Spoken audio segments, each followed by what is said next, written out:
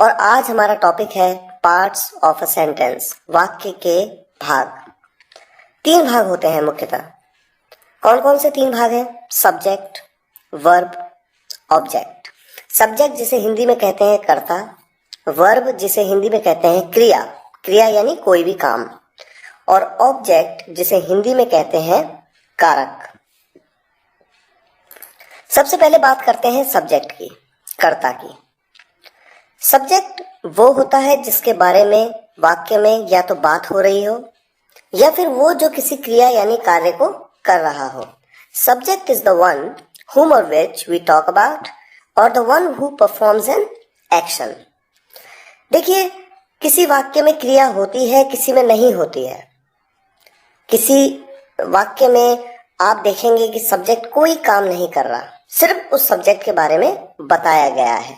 तो एग्जाम्पल के तौर पे पहला सेंटेंस आपके सामने है, अयांश इज प्लेइंग, अयांश खेल रहा है।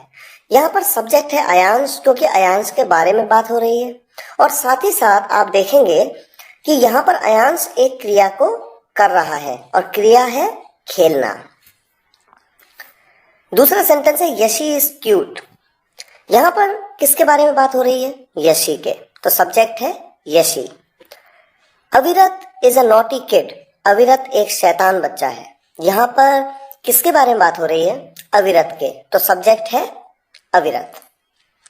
अगला सेंटेंस है, my father is an honest man, मेरे पिताजी एक ईमानदार आदमी हैं। सब्जेक्ट क्या है? किसके बारे में बात हो रही है? मेरे पिताजी के बारे में, मेरे पापा जी के बारे में। तो यहाँ पर सब्जेक्ट है my father. My mom is a sweet lady, मेरी मम्मी एक स्वीट औरत है। यहाँ पर किसके बारे में बात हो रही है? माई मॉम, मेरी मम्मी के बारे में, तो सब्जेक्ट है माई मॉम। नेक्स्ट सेंटेंस है, Binita and Anjali are my sisters. देखिए, ध्यान देने वाली बात यह है कि अगर केवल बिनीता के बारे में बात होती तो बिनीता सब्जेक्ट होती, अगर केवल अंजलि के बारे में बात होती तो अंजलि सब्जेक्ट होती। लेकिन यहाँ पर बिनीता एंड अंजलि दोनों के बारे में बात हो रही है, इसलिए सब्जेक्ट है Binita and Anjali. Types of subject. Subject कितने प्रकार के होते हैं? हम ये जानते हैं कि सिंगुलर और प्लूरल, एक वचन और बहुवचन, ये 2 तरह के सब्जेक्ट होते हैं। इसके बारे में एक सेपरेट वीडियो लेक्चर में हमने आपको डिटेल में समझाया है और साथ ही साथ एग्जाम्पल्स भी दिए हैं कि कौन से सिंगुलर्स हैं और कौन से प्लूरल्स हैं। आप उस वीडियो लेक्चर को जरूर देखिए।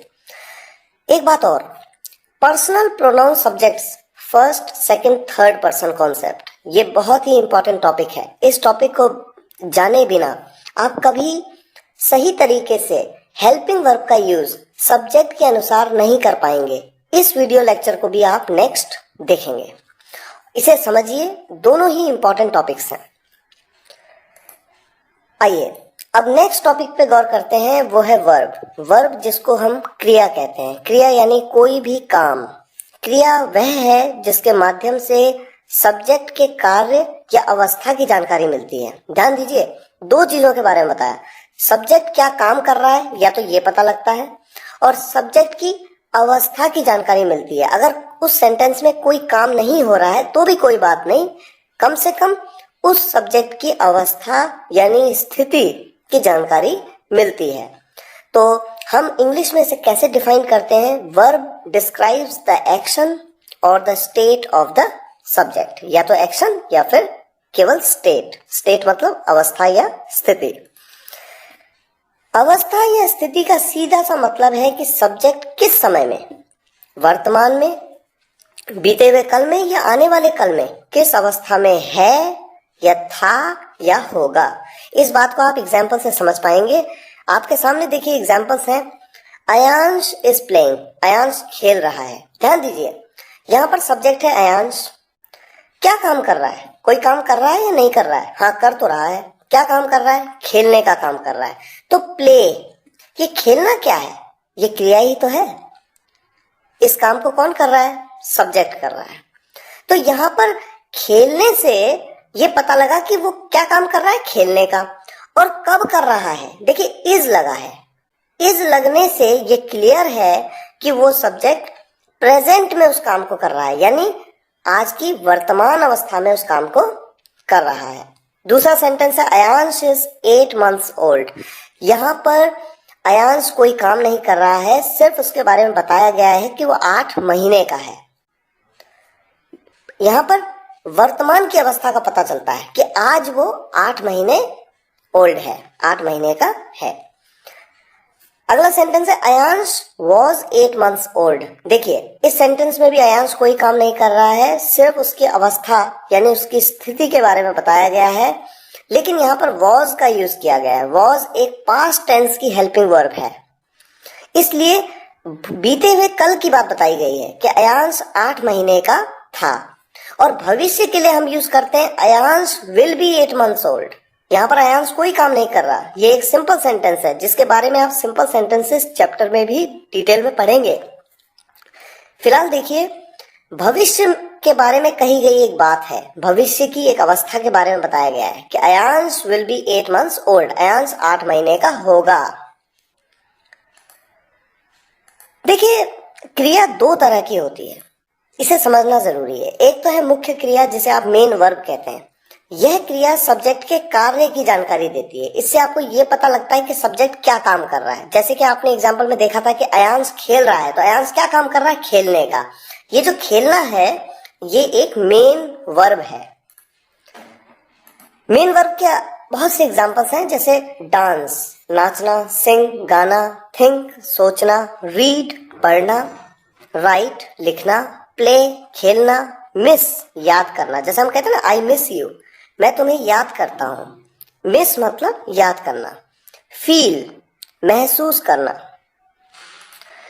इसी तरह से एक तो आपने मुख्य क्रिया के बारे में पढ़ा। अब क्रिया का दूसरा प्रकार है सहायक क्रिया, जिसे आप इंग्लिश में कहते हैं हेल्पिंग वर्ब या कहते हैं ऑक्सिलरी वर्ब।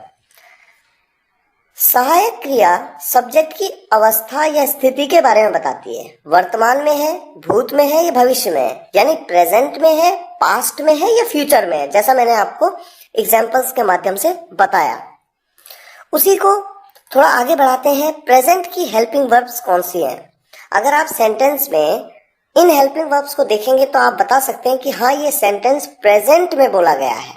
यहाँ पर है, हो, हूं का प्रयोग है। जैसे अयांश 8 महीने का है, मैं जा रहा हूं, तुम आ रहे हो। फिर एक है वो जा रहा है, तो है, हो, हूं का प्रयोग होता है। प्रेजेंट की helping verbs is, am, are, has, have been, do, does, can, should, must. वैसे यहां पर जो कैन, शुड, मस्ट है ये मोडाल्स हेल्पिंग वर्ब है। इसके बारे में आप मोडाल्स चैप्टर में पढ़ेंगे, लेकिन चूंकि ये प्रेजेंट की है इसलिए यहाँ पर इनको कैटेगराइज किया गया है। इसी तरह से देखिए पास्ट की हेल्पिंग वर्ब्स कौन सी हैं, जो कि ये बताती हैं कि वो सेंटेंस भूतकाल की अवस्था में है, यानी पास्ट स्टेट में है। Was, were, did, had been, could have, should have, must have, et cetera. इसी तरह की और भी यहाँ पर भी could have, should have, must have ये मोडाल्स हेल्पिंग वर्ब्स हैं। ये आपको मोडाल्स चैप्टर में डिटेल में समझाया हुआ है। इंपॉर्टेंट चैप्टर है, जरूर देखिए, जरूर इस वीडियो को समझिए और बेहतर तरीके से आप अंग्रेजी में आगे बढ़ पाएंगे। अगला देखिए फ्यूचर की हेल्पिंग वर्ब, भविष्य की हेल्पिंग वर्ब कौन कौन सी हैं? Will have to. यहाँ पर भी विल हैव टू एक मोडाल हेल्पिंग वर्ब है, जिसके बारे में मोडाल्स में आप पढ़ेंगे। एग्जाम्पल के तौर पे आपके सामने कुछ एग्जाम्पल्स हैं। Anjali is playing guitar, Anjali guitar बजा रही है। यहाँ पर अंजलि है सब्जेक्ट, क्या काम कर रही है? बजाने का। क्या बजाने का? गिटार। इस पे हम बाद में जाएंगे, पहले ये देखें कौन सी हेल्पिंग वर्ब लग रही है। यहाँ पर इज लग रही है, यानी कि ये प्रेजेंट के बारे में बता रहा है ये वाक्य। और यहाँ पर सब्जेक्ट क्या काम कर रहा है? खेलने का काम, प्ले। लेकिन जब आप किसी इंस्ट्रूमेंट की बात करते हैं जैसे गिटार, सितार, पियानो, तो उन्हें खेलना मतलब उन्हें बजाना। तो यहाँ पर प्ले का मतलब एक्चुअली खेलना नहीं बल्कि बजाना है। दूसरा सेंटेंस है I was listening to music. देखिए सब्जेक्ट हूं मैं आई, और हेल्पिंग वर्ब है वॉज, और यहाँ पर मुख्य क्रिया कौन सी है, मेन वर्ब कौन सी है, बजाना, लिसन, सुनना, आई एम सॉरी, सुनना, लिसन, लिसन मतलब सुनना। तीसरा एग्जाम्पल है he will become a doctor, भविष्य के बारे में बताया गया है इसलिए विल का यूज किया गया है। फोर्थ सेंटेंस है Aman is talking with Sam, subject कौन है, अमन, क्योंकि अमन के बारे में बताया गया है। अमन क्या काम कर रहा है, बात करने का काम, बात करना जिसे कहते हैं टॉक। और कब बात कर रहा है, प्रेजेंट में या बीत गई ये बात, नहीं प्रेजेंट में, क्योंकि यहाँ पर इज का प्रयोग किया गया है, हेल्पिंग वर्ब इज।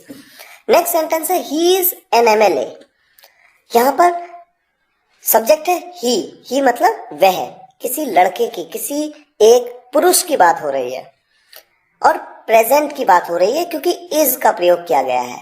यहाँ पर एमएलए से पहले एन का प्रयोग किया गया है। कई लोग इस पे कंफ्यूज होते हैं कि ए क्यों नहीं लगा, एन क्यों लगा। ये बात आप आर्टिकल्स चैप्टर में समझेंगे। आर्टिकल्स एक बहुत ही इंपॉर्टेंट चैप्टर है, जरूर वीडियो देखिएगा। नेक्स्ट एग्जाम्पल है आशीष इज इन दिल्ली, यहाँ पर सब्जेक्ट है आशीष क्योंकि उसके बारे में बात हो रही है, प्रेजेंट की बात हो रही है, वर्तमान की बात हो रही है, इसलिए हेल्पिंग वर्ब का यूज किया गया है इज। नेक्स्ट टॉपिक है ऑब्जेक्ट। ऑब्जेक्ट जिसका मतलब है कारक। Object is the one which gets affected by the action और the state of the subject. हमने बताया कि सब्जेक्ट या तो कोई एक्शन कर रहा हो या उसके स्टेट के बारे में बताया गया हो उस वाक्य में। तो देखिए ऑब्जेक्ट वो होता है जिस पर सब्जेक्ट के कार्य या अवस्था का प्रभाव पड़ता है।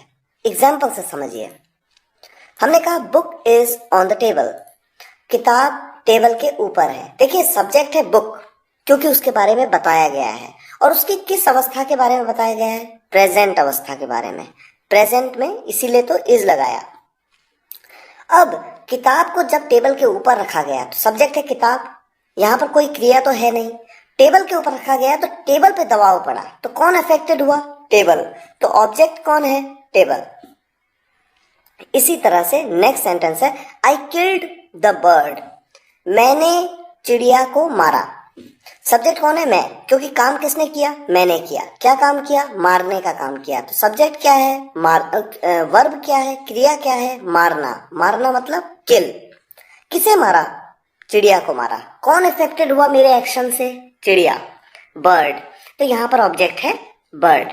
इसी तरह से शी इज प्लेइंग गिटार, वो गिटार बजा रही है। सब्जेक्ट कौन है, वो, शी। क्या कर रही है, बजाने का काम। बजाना एक क्रिया है जिसे कहते हैं प्ले।